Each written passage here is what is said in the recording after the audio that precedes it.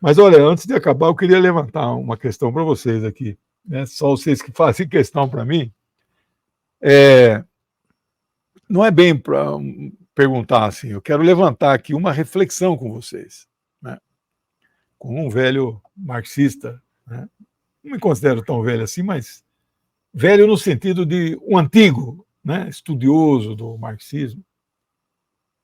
Houve época no mundo em que nós dividíamos o mundo entre proletariado e burguesia. Não é isso? Isso ninguém tem dúvida. Sim. Ou também houve época no mundo, bem depois disso, em que era socialismo, capitalismo, né? É uma União Soviética com todos os problemas. Hoje em dia, isso não está ajustado. Nós temos que... Qual é a grande divisão no mundo hoje? Então, tem muita gente... Eu tenho falado da minha modéstia intelectual, né? A divisão do mundo hoje é o império de um lado e seus aliados. Do outro lado, os que lutam contra o império. Eu não me canso de falar isso. Né? Cabe quem nesse campo aqui do império? Cabe a República Islâmica do Irã. Cabe o fascista do Viktor Orbán, que vai dar asilo político para o fascista brasileiro.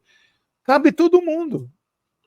O único ponto programático nesse campo aqui... Professor, desculpa lhe interromper, mas eu já ouvi falar que o Viktor Orbán está constrangido com esse episódio aí. Ele não, pode ele ser não mesmo, sabia, porque é escandaloso um negócio desse. Até o Viktor Orbán está constrangido. Isolou o Viktor Orbán. O Viktor Orbán se coloca contra... Está do lado da Rússia, contra a guerra na Ucrânia. Bom, é um homem de direita, um homem conservador. O Putin não é um homem de esquerda, né? Mas está no nosso campo. Né? Então, essa é a grande divisão do mundo. O Breno introduz uma novidade, né? Eu não abracei isso porque eu fico com essa minha forma de dividir, né? Que a questão anti-imperialista é a mais forte. O Breno levanta a questão que parcelas da pequena burguesia, essa tal da nova esquerda, os identitaristas, então eles dividem o mundo assim. A democracia e os autocratas, e os autoritários. Rapaz, então eu também estou de acordo com o Breno que não é possível uma coisa dessa, fazer uma divisão dessa. Aí no lado de cá eles põem Maduro, vai ser reeleito agora com 70% dos votos. Põe um cara como Putin, eleito com 88,5% dos votos, com a presença de 77% voto facultativo. Não é? Não é possível. Isso não é uma democracia. A democracia é dos Estados Unidos, que você não vota direto para presidente, que dos 46 presidentes dos Estados Unidos, eu tenho o nome dos 4 aqui, tem 4 que foram eleitos sem ter maioria do eleitorado brasileiro. Um deles é o Trump, né? Trump, se não me engano, a Hillary teve mais votos. Trump foi o último, mas são 4, né? Bom, então esse é o cenário hoje, né? Eu tenho batido nessa tecla e não sei se tenho ganho muitos adeptos aí, né? Mas porque não é fácil, meus amigos. Quando o Japão invadiu a Manchúria em 1937, você lembra, né? Lembra assim que eu falo, você conhece a história. Havia uma guerra civil na China. O Exército Popular de Libertação, né? Popular Liberation Army, PLA, né? PLA. E do outro, o Chiang Kai-shek, né? Chamado de nacionalista, mas é o entreguista, evidente. Né? Kuomintang. É uma guerra. Aí entra o Japão e toma a Manchúria inteirinha.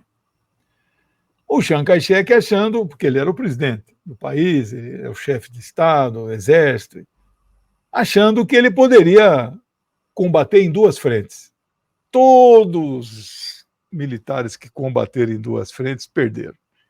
Napoleão, Hitler, achando que podia cuidar da Europa e atacar a Rússia, né? Chiang Kai-shek foi a mesma coisa. eu vou acabar com os comunistas e vou expulsar os japoneses. Aí Mao Tse-tung falou, não, vamos virar nossas armas para o mesmo inimigo. Ele, em um primeiro momento, não concordou. Mas o staff dele, o comando, isso está no meu livro Mao Zedong, vai sair agora, mês que vem, o 5º volume da coleção. O staff dele, prenderam o Chiang Kai-shek numa casa, prenderam, prisão domiciliar, e fizeram um acordo com o Mao.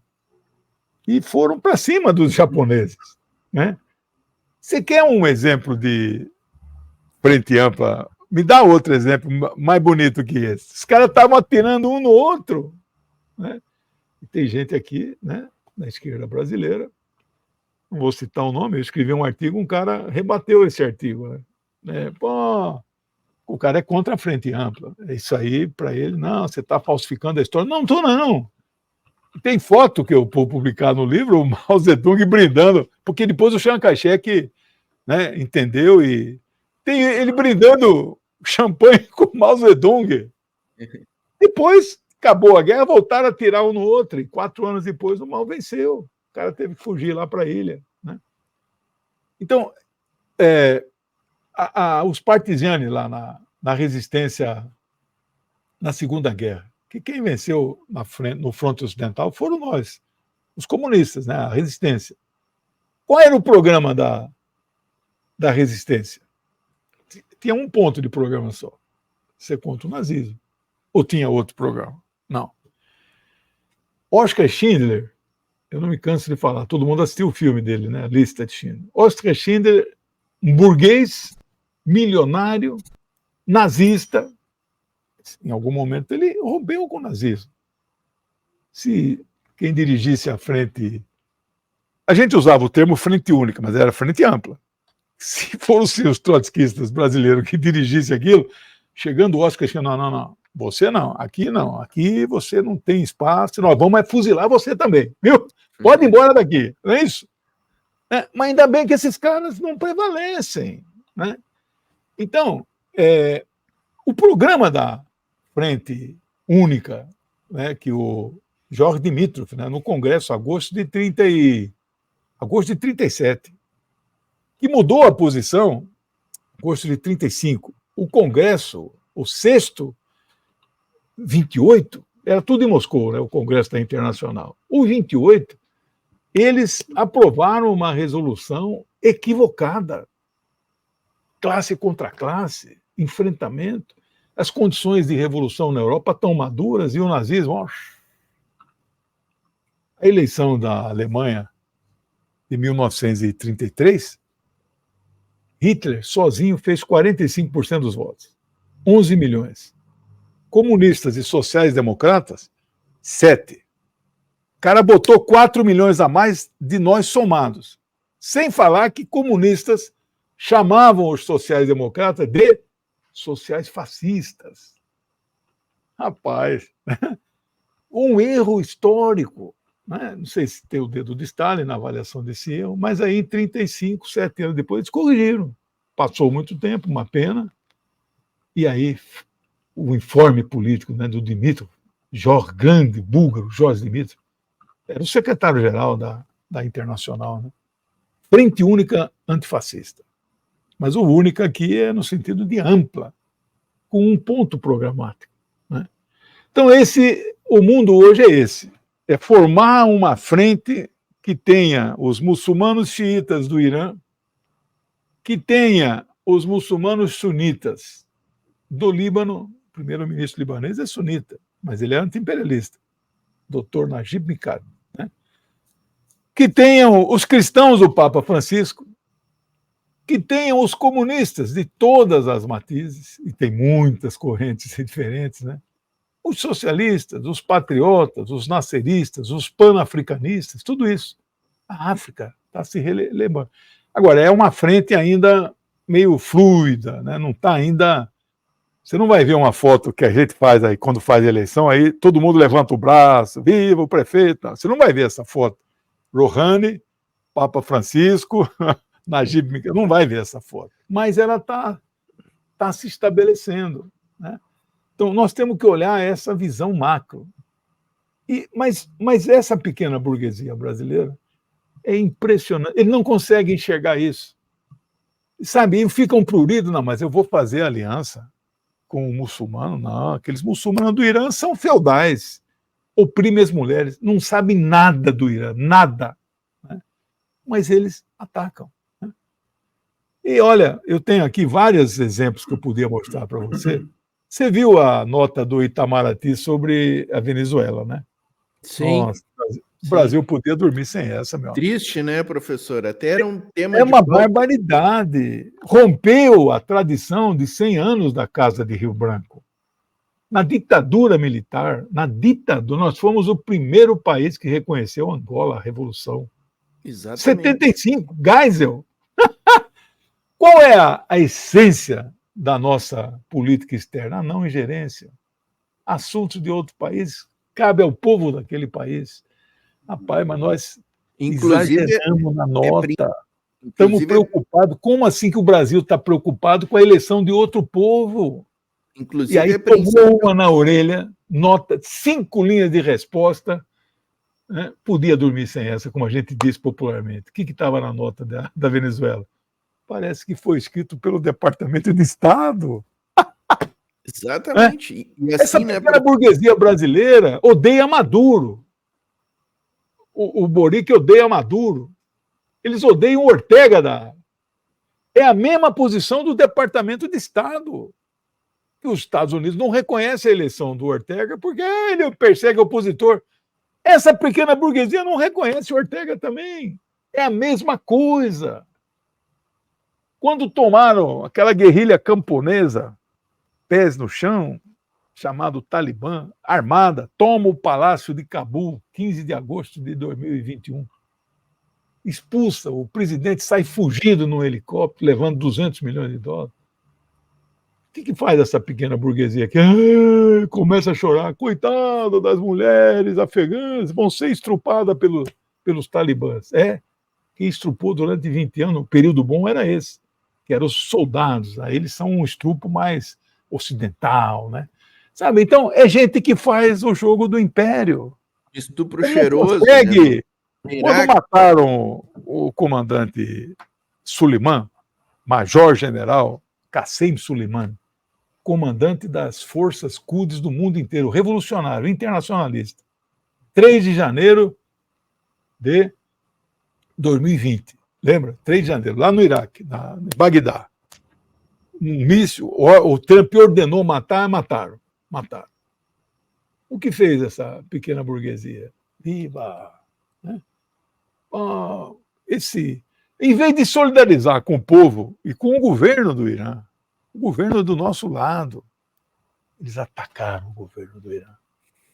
Sabe, então, eu podia dar outros exemplos. Derrubaram o professor Castillo no Peru. Lembra? O professor Castillo cortava. O professor primário. Claro, um golpe de Pode Estado. Ter cometido o erro que for, mas eleito pelo povo. Puseram a baluarte lá, fascista. Né? O que disse essa burguesia? Falou, não, lá o processo foi certo, bonito, foi constitucional. O da Dilma também foi. Sabe? É água e vinho. Essa gente não estão no nosso campo. Tem dificuldade. É o quaquá do PT. Você viu o quaquá do PT? Quer dizer, não dá para dizer que esse cara está no nosso campo. Né? E tivemos muita gente da esquerda brasileira apoiando o Lava Jato também, né, professor? Teve. Hoje em dia eu acho que bem pouco, né? Porque o escândalo foi tão grande. Hoje eu vi um depoimento do Gilmar, rapaz, que eles resgataram. O Gilmar bateu duro em nós, né? Um governo de cleptomaníacos, tomaram o estado de assalto, de ladrões, né? Rapaz, hoje ele é um cara que mudou de lado. Você vê, né? Você tocou no assunto, né? Por que a esquerda não está apoiando o Moraes? Eu apoio o Moraes diariamente. Amanhã ou depois ele pode vir para cima. O problema de amanhã ou depois é outro momento, meu amigo. Exatamente. O Supremo está sozinho na luta contra o fascismo e a esquerda não compreendeu isso. Não compreendeu, pô.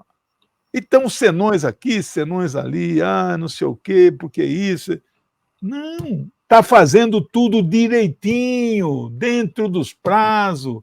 direito de defesa, coisa que o Lula não teve. Vamos prender o fascista dentro das normas. Nada será dado em falso.